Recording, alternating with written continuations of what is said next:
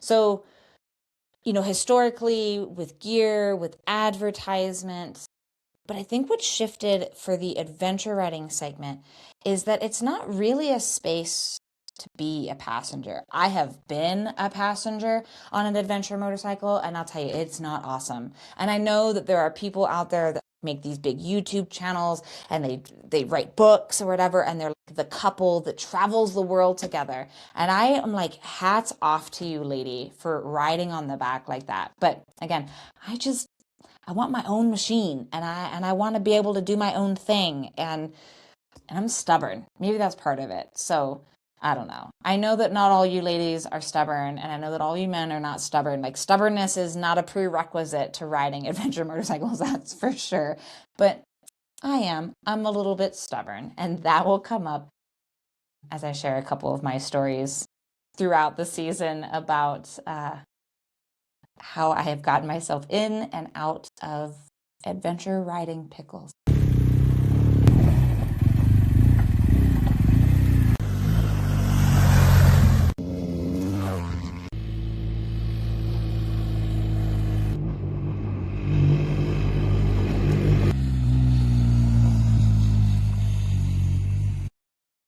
Welcome to Two Track and Tarmac, a podcast dedicated to adventure motorcycle riders, the rider that frequents both the street and the trails, on a quest to answer the burning question, I wonder where that road goes. I'm your host, Cassie Maier. I operate and coach Clearmoto motorcycle rider training. I've been a professional motorcycle coach since 2019. My goal with this podcast is to bring a female's perspective to adventure riding, the motorcycle community, and the industry. With that being said, the views and opinions expressed on Two Track and Tarmac are those of the talent and guests alone and may not necessarily reflect the official policy or position of any organization. The content provided is for informational and entertainment purposes only. We will discuss motorcycle-related topics, which may include riding techniques and suggestions. Two Track and Tarmac is not responsible for any injuries, damages, or losses that you may experience when acting on your own. Oh my gosh, thank you so much for being here. Like, really, thank you. This is episode 1, season 1 of my new podcast, Two Track and Tarmac. So I am absolutely thrilled that you are here. I've been thinking about doing something like this, and here it is. Here we are. So I'm so excited. Let's dive into what this whole season is going to be about, right? So I kind of want to put themes on each of my seasons moving forward. So naturally, this season is going to be women in adventure riding, obviously. So with this episode, I want to give you a 10,000 foot view of who I am. So I have been a motorcyclist for over 20 years. I started riding when I was 17, did all pavement. I've done some really cool trips. I actually took off 3.5 months one summer. I quit my job and just rode my motorcycle every day and camped off of it. It was awesome. And it changed my life, really. And then I got bit by the adventure bug in 2018. I went and took a class out at the BMW US Rider Academy, and I cried. I'm going to be honest. I took this class, and I was like, I don't even know what I'm doing. This is super hard. I was like, I don't even know how motorcycles work. So if you are having that experience because you were a motorcyclist and now you're here doing adventure riding and you just don't feel like you get it, I had that experience. So I'm with you. I totally get it. I did. I cried. And the funny thing about that is then after that experience, the coach actually came to me, invited me back to become a coach in training at the BMW US Rider Academy. So it was kind of a really funny turn of events where I was like, did you see me? I was horrible out there. And I think I was being way harder on myself than was probably necessary. However, that is how I got started into adventure riding. So 2018, I moved out to the Carolinas, started working as a coach in training at the BMW US Rider Academy. And I had these big GSs to me as much as I could possibly ride every week. Like, I was obsessed. That's all I wanted to do. And I worked really hard. I ended up not staying there because I ended up meeting my husband. He did not live there. And so I moved across the country, which is where I now reside in Albuquerque, New Mexico. Now, I still continued to do training. I coached for another company. I also did some guiding for them. And then I broke off and I started Clear Moto. Throughout that span of time, I have done a lot of adventure riding. Oddly enough, I started riding adventure motorcycles on a big motorcycle. I started on a BMW R1200 GS. I now currently own an R1250 GS, and it's a big bike. I never learned on dual sports. Do I have anything against dual sports? Absolutely not. I want you to start on the motorcycle that feels right to you, feels good to you. This is just my experience. Okay, I've always been the kind of person who bites off more they can chew at the beginning because I know I'll get bored. That's just me. That's my personality. There are going to be a lot of people out there that want to start with a small thing, and then maybe you stay with the small thing. No one says that it has to be this linear projection. Like, you don't have to start with like a 250 and then all of a sudden over years of time end up with a 1200cc engine. Like, if you enjoy this size of motorcycle, then stay there. What I see a lot of times is people will go this and then they'll actually go back. So it's totally okay. Motorcycles are machines. Just figure out what works for you. However, back to kind of an exploration of who I am and why I'm here and why I'm doing this podcast. So I've had a lot of experiences, and I think that the female experience in a male dominated space, whether it's adventure riding or motorcycling as a whole, is different, right? And I think that, historically you look at advertisements, I think is a really great one to think of, women as an accessory with their motorcycle, which is going to be kind of its own episode, by the way. So we'll put that to the side and we'll explore it a little bit more deeply. But again, just historically, looking at how women have kind of been treated around motorcycles, is either they're an accessory or they're the passenger. When it comes to the adventure riding segment, I think that shifted, and I think it's been shifting. I think that women as accessories and women as passengers has been shifting for a long time. Again, I've been doing this for 20 years. My very first suit, so gear, also another episode, my very first suit was a men's hand-me-down suit. That was 20 years ago. So it's pretty crazy that in 20 years' time, we now have women specific gear. Again, another episode, we're going to dive into that a little bit more deeply. So, historically with gear, with advertisements, but I think what shifted for the adventure riding segment is that it's not really a space to be a passenger. I have been a passenger on an adventure motorcycle, and I'll tell you, it's not awesome. And I know that there are people out there that like make these big YouTube channels and they write books or whatever, and they're like the couple that travels the world together. And I am like, hats off to you, lady, for riding on the back like that. But again, I want my own machine, and I want to be able to do my own thing, and I'm stubborn. Maybe that's part of it. So I don't know. I know that not all you ladies are stubborn, and I know that all you men are not stubborn. Like, stubbornness is not a prerequisite to riding adventure motorcycles, that's for sure. But I am. I'm a little bit stubborn, and that will come up as I share a couple of my stories throughout the season about how I have gotten myself in and out of adventure riding pickles. Okay, so what I have experienced with women in the adventure riding segment is it's still a male dominated space, right?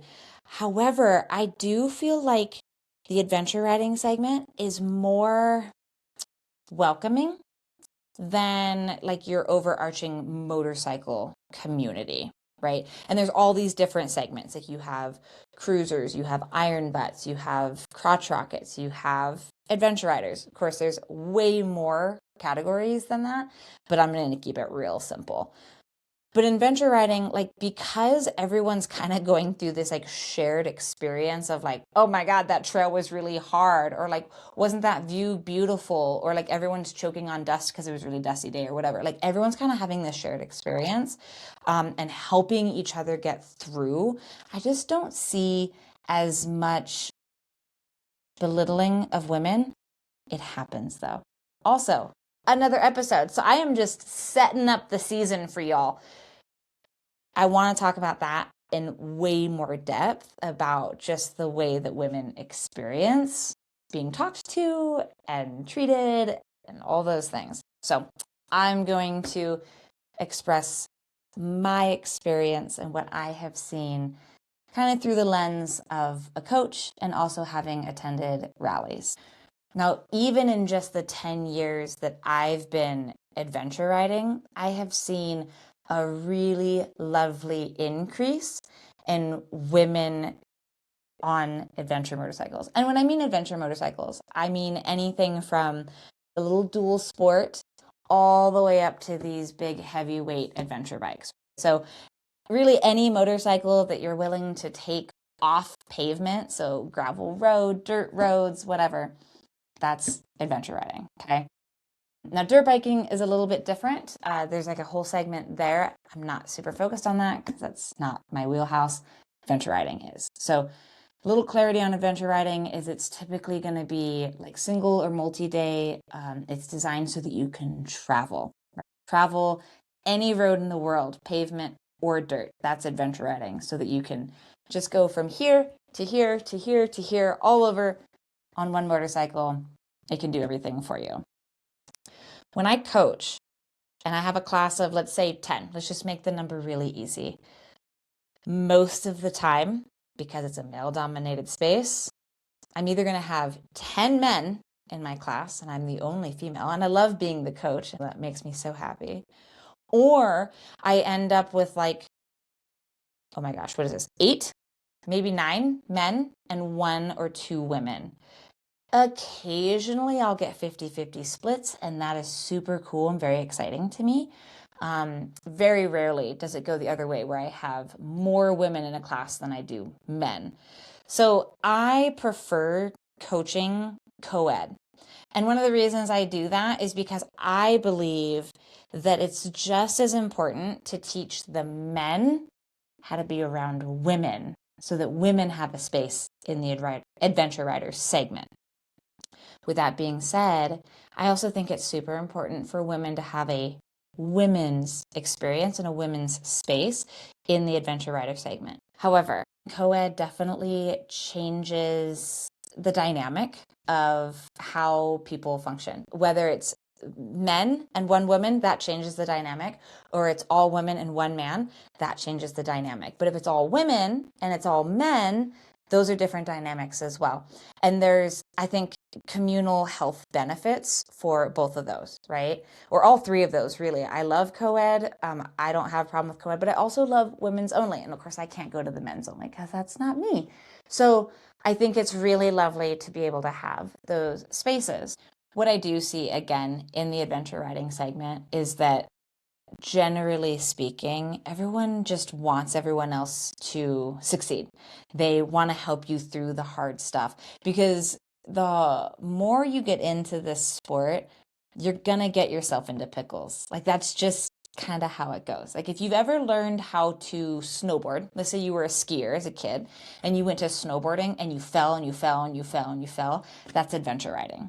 Right? So if you went from pavement and you like never fell and you did fine, and then all of a sudden you go to dirt and you're like, I don't even know how to ride a motorcycle anymore. That's like snowboarding, right? You just fall and you fall and you fall. It's okay. It's part of it. Get the training. We'll teach you how to fall. We'll teach you how to pick it back up and get going again. So where women are being able to find those spaces in the adventure riding segment, it's kind of all over the place, but I am going to point out one specifically that I think is awesome. So She ADV is an organization that helps female adventure riders connect with one another. So they bring in coaches like myself to do I did a seminar last year, and then they'll also do these cool once a month trail sides. So there are these Zoom calls that you can join, and there'll be things listening to someone that did a really cool experience, or they're going to be about someone who wrote a book or whatever it ends up being. So trail sides are super cool. The whole organization is lovely. So check that out, SheADV. It is awesome. And then, of course, you can check your local situation and see what is available to you. If you're open to co-ed, you're going to have more opportunity. Again, the way that women fit into adventure riding is really just about how the woman wants to fit into adventure riding. So do you want to do co-ed stuff, or would you rather just do ladies only stuff? And each woman's going to be slightly different. For me, I grew up with men. That's what I know. I have 3 brothers, 0 sisters, and I've got my dad and my mom, right? So lots of dudes in my life. And my dad is actually the one that got me into motorcycling. Funny enough, my 2 older brothers learned to ride. I learned to ride. My youngest never did, but I'm the only one who still rides. And maybe it's because I never had kids. But anyway, another one would be ADV Fest. You can look at those, where those are going to be closest to you.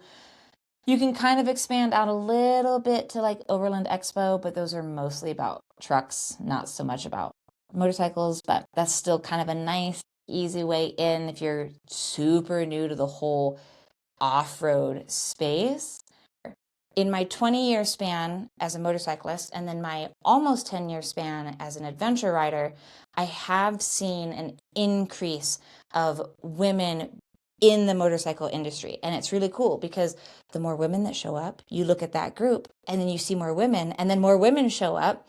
And then that one looks at the group and they see even more women, and it just gets better and better and better. So if you're questioning it and you're not sure if you want to go, do it. You can find a ladies group and you can go to an all women's thing if that feels better to you. Or if you're brave enough and you want to just do co-ed, go to a co-ed thing. But I would highly recommend starting with training first. And the reason I suggest starting with training, 1, because I'm a coach and of course I believe in it, but 2, because if you have the skill, you're going to have the confidence. And if you have the confidence, you're going to be able to have the bravery to then go out and go on these rides with other people, right? And if you have the skill and the knowledge and the confidence as well, you might also not feel as silly asking for help. Like, that's a hard thing to do. And I think especially for women, I know this for myself, it's hard to ask for help in a male-dominated space, right? Because you don't want to feel weak, you don't want to feel stupid because they already think that about you. Or at least we think that. So we'll dive a little bit more into that in other episodes, just about kind of like how we process things, and then maybe how men or other women even see us inside of this segment.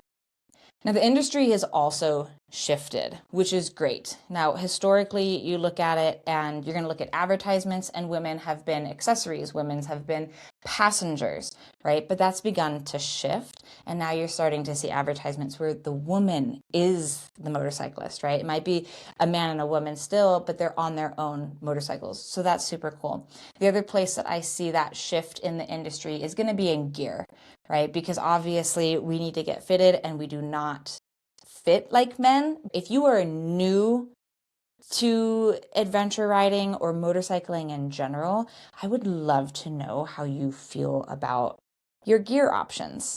Again, another episode, but let's just go ahead and put that in there because I'm super curious. Your thoughts on it. Because when I started over 20 years ago, my very first suit was a men's hand-me-down because I just didn't have women's gear. And then the first ladies' jacket that I ever got was pink. Ugh, let's not even get started. That's a whole other episode. So come back for that episode. But those are kind of the 2 major places that I'm really seeing shifts in the industry for the better. Again, 20 years of experience and seeing how all of that has shifted. And I'm really looking forward to where it's going to shift in the future. Now, women participating in the industry, like going to rallies, buying the stuff. Like, honestly, you have to buy the gear for the industry to even understand, like, oh, women are actually out here doing the thing, right? Because if you don't, and you don't participate in that stuff, then they won't be able to measure it. So, if you want it, you got to show up for it. One of the things that I kind of want to snuff, because again, this is just me personally, is that motorcycle manufacturers are not making motorcycles for women or making motorcycles for men. I mean, sure, maybe you'll see something out there where it's like, well, we designed this motorcycle for women in mind. I mean, maybe, but the thing is like, I like to look at it more of, what is your inseam? Not your overall, height, but what's your inseam? And I know some men who have some pretty short inseams. And does that mean that they have to go get a ladies motorcycle? I mean, okay, but like, why do we have to gender the motorcycle? Okay, it makes sense for gear, in my opinion, but not for motorcycles, because if that's the case, I'm riding a man's motorcycle. Now, if you like having your feet on the ground, cool. That's in a different episode. We're going to talk all about it. So ways that you can get involved, like I said, is like you can kind of participate in these rallies. You can buy the gear that helps to signal to the industry. But ways that you can get involved for yourself is, again, I'm a little bit biased, but start with training. Like, go and get some solid training. And I don't mean like having, just someone's brother's cousin, unless they're like really good at what they do, train you. I mean, like, go get some like professional training, whether it's with someone like myself at Clear Moto, or it's back at the BMW US Rider Academy, or it's go get some good training. But make sure that whoever or whatever company you're going to for training fits you, like it matches the things that you want, right? Because each one and each person, like each coach, is going to kind of have their own style for coaching, what they're coaching. You just want to make sure it fits. I mean, shoot, we can all look back at our school careers and we can pick out the teacher that we just like despised and we had to go to for the whole year. So make sure that you find a coach that you really like, right? Look for referrals, whatever. Training is so important because I have seen it make or break people. And obviously I want to be in the make camp. I really do not want to break people. So I really want to make this sport work for people. So just do your research, find a coach that you really like, and go get some training, because that training is going to help you get more involved, right? It's going to boost that confidence. It's going to boost your skill. It's going to boost your knowledge. It also doesn't end. Like, please keep getting training. Again, I am super biased because I am a coach, right? You can get involved at your local dealership if they are an adventure forward space. And even if they're not, maybe you go in and ask them if they would be interested in maybe hosting an adventure rider thing, because then they can pull from their pool of all of their customers that they know that are also adventure riders and maybe have an adventure rider evening. You just got to find a really good dealership.